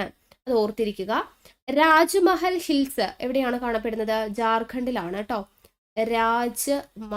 രാജ്മഹൽ ഹിൽസ് കാണപ്പെടുന്നത് ജാർഖണ്ഡിലാണ്. ടാഗോർ കുന്നുകൾ കാണപ്പെടുന്നത് എവിടെയാണ്? അതും ജാർഖണ്ഡിലാണ് കേട്ടോ. ടാഗോർ കുന്നുകൾ, രാജ്മഹൽ ഹിൽസ്. തെർമോകോൾ പ്ലേറ്റുകൾ നിരോധിച്ച സംസ്ഥാനം ഏതാണ്? ജാർഖണ്ഡാണ്. തെർമോകോൾ പ്ലേറ്റുകൾ നിരോധിച്ച സംസ്ഥാനമാണ് ഏത്? ജാർഖണ്ഡ് എന്ന് പറയുന്നത്. ഇനി ധാതു സമ്പത്തിന്റെ കലവറയായിട്ടുള്ള ഛോട്ടാ നാഗ്പൂർ പീഠഭൂമി എവിടെയാണ് സ്ഥിതി ചെയ്യുന്നത്? ഛോട്ടാ നാഗ്പൂർ പീഠഭൂമി സ്ഥിതി ചെയ്യുന്നത് ജാർഖണ്ഡിലാണ്. ഛോട്ടാ നാഗ്പൂർ പീഠഭൂമി സ്ഥിതി ചെയ്യുന്നത് എവിടെയാണ്? അതും ജാർഖണ്ഡിലാണ്. അപ്പൊ ജാർഖണ്ഡിനെ കുറിച്ച് ഇത്രയും പോയിന്റ്സ് പറഞ്ഞിട്ടുണ്ട്. ഇതെല്ലാം ഇമ്പോർട്ടൻ്റ് ആയിട്ടുള്ള പോയിന്റ്സ് ആണ്, നോട്ട് ചെയ്ത് വെച്ചേക്കാം. ഇനി ജാർഖണ്ഡിന്റെ തലസ്ഥാനം എന്ന് പറയുന്നത് റാഞ്ചി ആണെന്ന് നമ്മൾ പറഞ്ഞു അല്ലേ.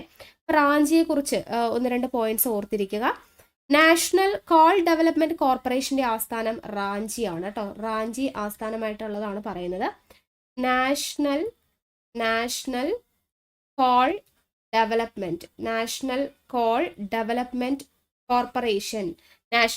ഡെവലപ്മെന്റ് കോർപ്പറേഷന്റെ ആസ്ഥാനം റാഞ്ചിയാണ്. സെൻട്രൽ ട്രൈബൽ റിസർച്ച് ഇൻസ്റ്റിറ്റ്യൂട്ടിന്റെ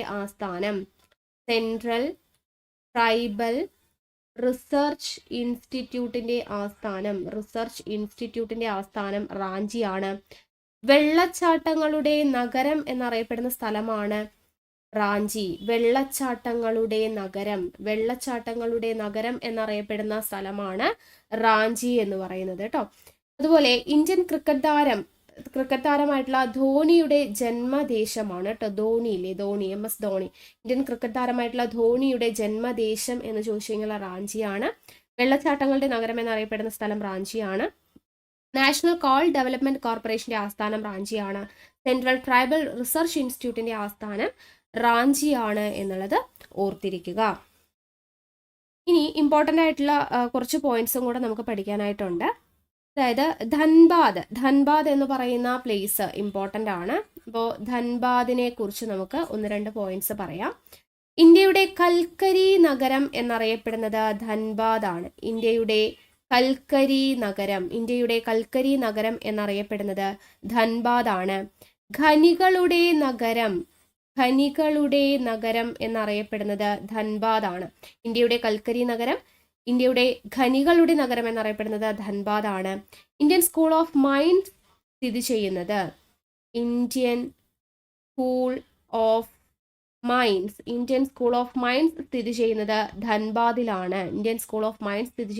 ധൻബാദിലാണ്. ഖനികളുടെ നഗരം എന്നറിയപ്പെടുന്നു. ഇന്ത്യയുടെ കൽക്കരി നഗരം എന്നൊക്കെ അറിയപ്പെടുന്നത് ധൻബാദ് ആണ്. സെൻട്രൽ മൈനിങ് റിസർച്ച് ഇൻസ്റ്റിറ്റ്യൂട്ടിന്റെ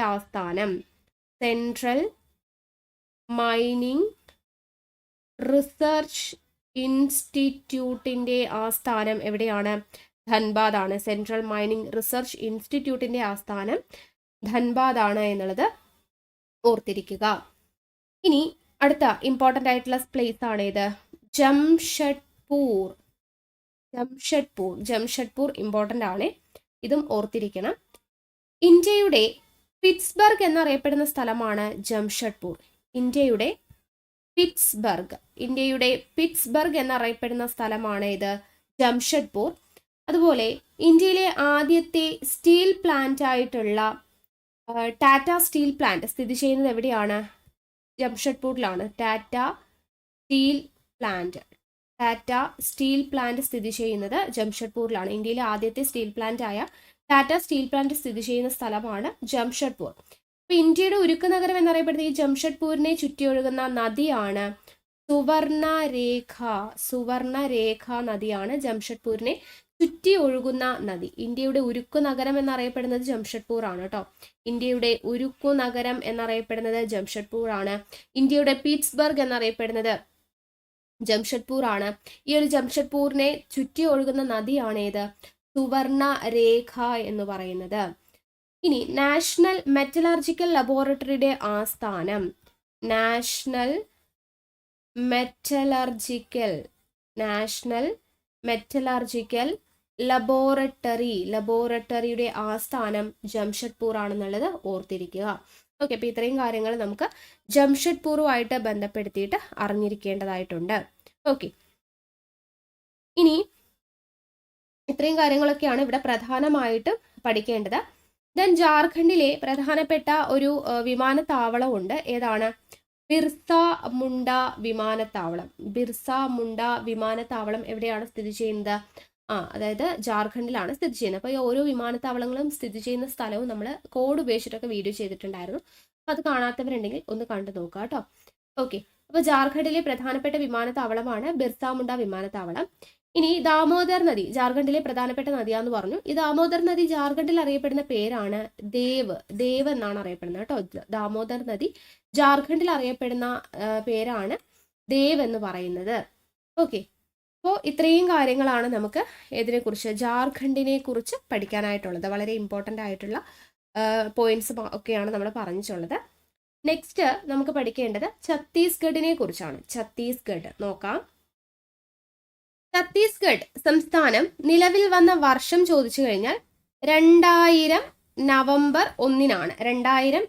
1 ഛത്തീസ്ഗഡ് സംസ്ഥാനം രൂപം കൊള്ളുന്നത്. തലസ്ഥാനം എവിടെയാണ്? റായ്പൂർ ആണ് ഛത്തീസ്ഗഡിന്റെ തലസ്ഥാനം. പ്രധാന ഭാഷ എന്ന് പറയുന്നത് ഹിന്ദിയാണ് പ്രധാനപ്പെട്ട ഭാഷ. പ്രധാന ആഘോഷം എന്ന് പറയുന്നത് ഗോൻചയാണ് പ്രധാനപ്പെട്ട ആഘോഷം. പ്രധാനപ്പെട്ട നദികൾ എന്ന് പറയുന്നത് മഹാനദി, ഇന്ദ്രാവതി, ശബരി എന്നിവയാണ് പ്രധാനപ്പെട്ട നദികൾ എന്ന് പറയുന്നത്. ഇനി പ്രാചീന കാലത്ത് ദക്ഷിണ കോസലം എന്നറിയപ്പെട്ടിരുന്നത് ഛത്തീസ്ഗഡ് ആണ്. പ്രാചീന കാലത്ത് ദക്ഷിണ കോസലം എന്നറിയപ്പെട്ടിരുന്നത് ഛത്തീസ്ഗഡ് ആണ്. ഛത്തീസ്ഗഡ് രൂപം കൊണ്ടിരിക്കുന്നത് മധ്യപ്രദേശിനെ വിഭജിച്ചിട്ടാണ്. മധ്യപ്രദേശിനെ വിഭജിച്ച് രൂപം കൊണ്ട സംസ്ഥാനമാണ് ഇത് ഛത്തീസ്ഗഡ് എന്ന് പറയുന്നത്. ദെൻ ഛത്തീസ്ഗഡിനെ കുറിച്ച് പഠിക്കേണ്ട ഇമ്പോർട്ടൻ്റ് ആയിട്ടുള്ള കുറച്ച് പോയിന്റ്സ് പറയാം, നോട്ട് ചെയ്ത് വെച്ചേക്കാം. അതായത് ഇന്ത്യയിൽ റെയിൽവേ ട്രാക്കുകൾ നിർമ്മിക്കുന്ന ആദ്യ സംസ്ഥാനമാണ് ഛത്തീസ്ഗഡ്. ഇന്ത്യയിൽ റെയിൽവേ ട്രാക്കുകൾ നിർമ്മിക്കുന്ന ആദ്യ സംസ്ഥാനമാണ് ഛത്തീസ്ഗഡ്. ഇന്ത്യയിൽ റെയിൽവേ ട്രാക്കുകൾ നിർമ്മിക്കുന്ന സംസ്ഥാനമാണ് ഛത്തീസ്ഗഡ് എന്ന് പറയുന്നത്. ഇന്ത്യയിൽ ഏറ്റവും അധികം മാവോയിസ്റ്റ് ഭീഷണിയുള്ള സംസ്ഥാനം ഏത് തന്നെയാണ്? ഛത്തീസ്ഗഡ് തന്നെയാണ്. ഇന്ത്യയിൽ ഏറ്റവും കൂടുതൽ മാവോയിസ്റ്റ് ഭീഷണിയുള്ള സംസ്ഥാനമാണ് ഛത്തീസ്ഗഡ് എന്ന് പറയുന്നത്. അതും ഇമ്പോർട്ടൻ്റ് ആണ്. ദെൻ കോർബ എന്ന് പറയുന്ന താപവൈദ്യുത നിലയം, അതുപോലെ സിപ്പാറ്റ് താപവൈദ്യുത നിലയം സ്ഥിതി ചെയ്യുന്നത് എവിടെയാണ്? ഛത്തീസ്ഗഡിലാണ് കേട്ടോ. കോർബ, സിപ്പാറ്റ് എന്നീ താപവൈദ്യുത നിലയങ്ങൾ സ്ഥിതി ചെയ്യുന്നത് ഛത്തീസ്ഗഡിലാണ്. മധ്യേന്ത്യയുടെ നെൽപാത്രം എന്നറിയപ്പെടുന്നത് ഛത്തീസ്ഗഡ് ആണ്. മധ്യേന്ത്യയുടെ നെൽപാത്രം എന്നറിയപ്പെടുന്നത് ഛത്തീസ്ഗഡ് ആണ് കേട്ടോ. അപ്പോൾ ദക്ഷിണ കോസലം എന്നറിയപ്പെടുന്നത്, മധ്യേന്ത്യയുടെ നെൽപാത്രം എന്നറിയപ്പെടുന്നതും എല്ലാം എന്താണ്? ഛത്തീസ്ഗഡ് ആണ് എന്നുള്ളത് ഓർത്തിരിക്കുക. ദെൻ ഛത്തീസ്ഗഡിനെ കുറിച്ച് പറയുമ്പോൾ ഇന്ത്യയിൽ ആദ്യമായിട്ട് സ്വകാര്യവൽക്കരിക്കപ്പെട്ട നദി എന്ന് പറയുന്നത് നമ്മുടെ ഛത്തീസ്ഗഡിലെ പ്രധാനപ്പെട്ട നദിയായ മഹാനദി ഉണ്ടല്ലോ, മഹാനദി, അതിൻ്റെ പോഷക നദിയായിട്ടുള്ള ഷിയോനാഥ് എന്ന് പറയുന്ന നദിയാണ് ഇന്ത്യയിൽ ആദ്യമായിട്ട് സ്വകാര്യവൽക്കരിക്കപ്പെട്ട നദി. ഇന്ത്യയിൽ ആദ്യമായിട്ട് സ്വകാര്യവൽക്കരിക്കപ്പെട്ട നദി എന്ന് പറയുന്നത് മഹാനദിയുടെ പോഷക നദിയായിട്ടുള്ള ഷിയോനാഥ് എന്ന് പറയുന്ന നദിയാണ്. ഷിയോനാഥ് കേട്ടോ.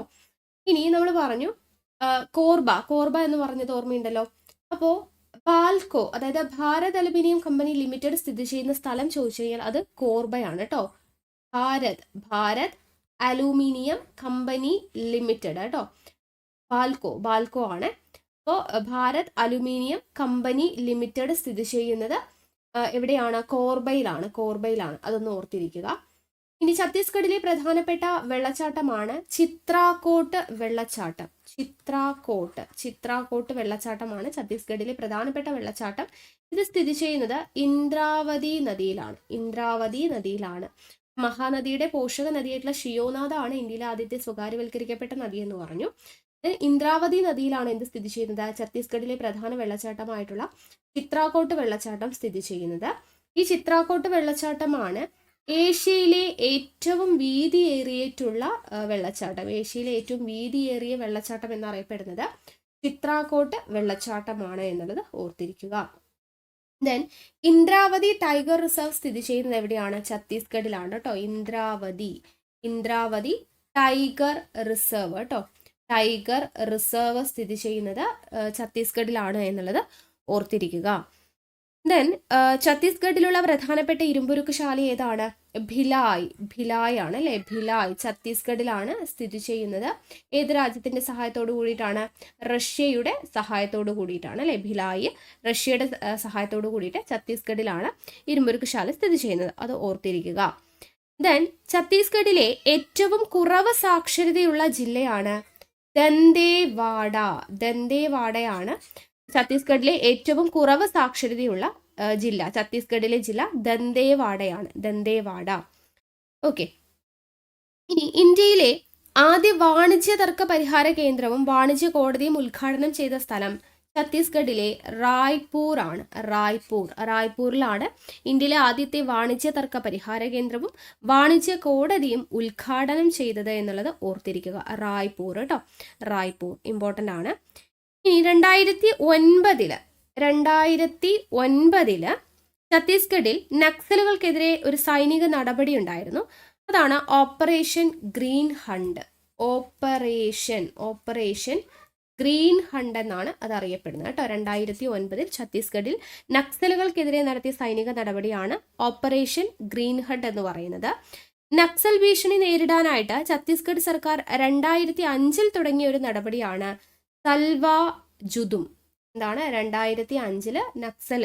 ഓക്കെ, അപ്പോൾ 2005 നക്സൽ ഭീഷണി നേരിടാൻ വേണ്ടിയിട്ട് ഛത്തീസ്ഗഡ് സർക്കാർ ആരംഭിച്ചിട്ടുള്ള ഒരു പരിപാടിയാണ് എന്തെന്ന് പറയുന്നത് സൽവാ ജുദും. സൽവാ ജുദും എന്ന് പറയുന്ന പരിപാടി. ഓക്കെ, അതും കൂടെ ഓർത്തിരിക്കുക. ഇനി ദണ്ഡേവാഡ എന്ന് നമ്മൾ പറഞ്ഞില്ലേ, ദണ്ഡേവാഡയെ കുറിച്ച് നമ്മൾ പറഞ്ഞല്ലോ. ഏറ്റവും കുറവ് സാക്ഷരതയുള്ള ഛത്തീസ്ഗഡിലെ ജില്ലയാണ് ദണ്ഡേവാഡ എന്ന് പറഞ്ഞു. 2010 76 പേരുടെ മരണത്തിന് കാരണമായി നക്സൽ ആക്രമണം നടന്ന ഛത്തീസ്ഗഡിലെ സ്ഥലമാണ് ഏത്? ദണ്ഡേവാഡ. ദണ്ഡേവാഡ എന്ന് പറയുന്നത് അതും കൂടെ ഓർത്തിരിക്കുക കേട്ടോ. ഛത്തീസ്ഗഡിന്റെ ആദ്യത്തെ മുഖ്യമന്ത്രി ആരായിരുന്നു? അജിത് ജോഗിയാണ് കേട്ടോ. അജിത് ജോഗിയാണ്. അജിത് ജോഗിയാണ് ഛത്തീസ്ഗഡിലെ ആദ്യത്തെ മുഖ്യമന്ത്രി എന്ന് പറയുന്നത്.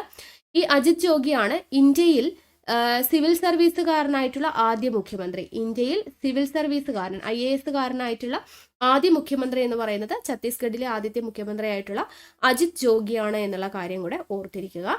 ഇനി ഛത്തീസ്ഗഡ് ഹൈക്കോടതി സ്ഥിതി ചെയ്യുന്നത് എവിടെയാണ്? ബിലാസ്പൂർ ആണ്. ബിലാസ്പൂർ. ഓക്കെ, ഛത്തീസ്ഗഡ് ഹൈക്കോടതി സ്ഥിതി ചെയ്യുന്നത് എവിടെയാണ്? ബിലാസ്പൂർ ആണ്. ബിലാസ്പൂർ. ഇത്രയും കാര്യങ്ങളാണ് നമുക്ക് ഛത്തീസ്ഗഡിനെ കുറിച്ച് പഠിക്കാനായിട്ടുള്ളത്.